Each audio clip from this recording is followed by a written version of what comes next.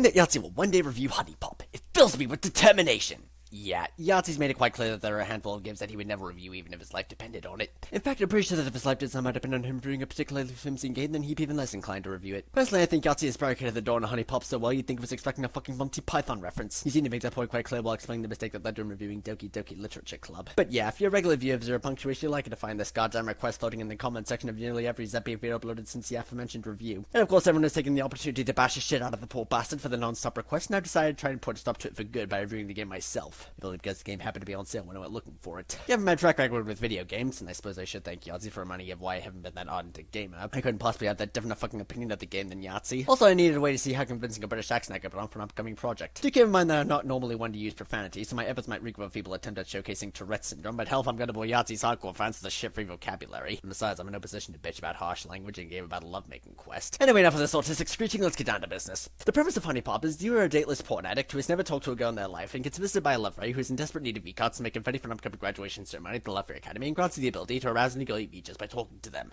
You go around town talking to several girls, all covering different ends of the spectrum of knowing about your powers, liking the effect on whether they fight or embrace them, and you must court each of them by showing off your skills at matching love charms together to get them to let you have their knickers to appease your love fairy friend. Meet ups with each of the girls consists of making enough money to buy gifts, food, and drinks for them, even though not all the girls are old enough to drink, so that you can rack up love points to increase the strength of your powers over the girls. Your powers do get harder to wield the more dates you go on and the more advancements you achieve to make your powers more potent, so in a way you do sort of have to decide early on how many of the girls you want to pursue and can persuade to surrender their V-cards to you, assuming they still have theirs, and what your level of commitment is with each girl. Your V-card will definitely be the first one into the Love Race confetti cannon when the whole business is said and done. As I said, I haven't played too many video games. The ones that I have played are mostly about building things like cities or theme parks, particularly the Roller Coaster Tycoon franchise. Those games I'd love to see Yahtzee review one of these days. But I did play Bejeweled 2 Deluxe enough to unlock every secret game mode back in middle school, so I'm quite familiar with the concept of matching a string of colored rocks in a straight line on a grid. Although the version in Sonic Top plays roughly the same as Bejeweled, it is slightly different in that instead of just swapping adjacent tokens to match rows, you drag one token any length along a row or column, thereby enabling multiple matchups at once and or easier configuring for a future matchup, and there are certain tokens that mustn't be matched, which is the closest thing the entire game has to negative progress. As difficult as the game is to complete, it's hard to tell whether or not every girl you meet can be courted as easily as all the others, and are only different in the sense that they're color-coded for your convenience of knowing which girls still need more dates with you under their belt before you can go home with them. The game could have been more bulk-soakingly riveting to play and somewhat more realistic if every bad date actually undid progress, and if your scorecard with the girl reached 0, you'd never be able to fuck that girl for the rest of the game beyond the girl saying it as she ran off. Well, seeing as there weren't any other V-card collectors courting the girls, the game could have included one or more of them to compete against in a love race of some kind.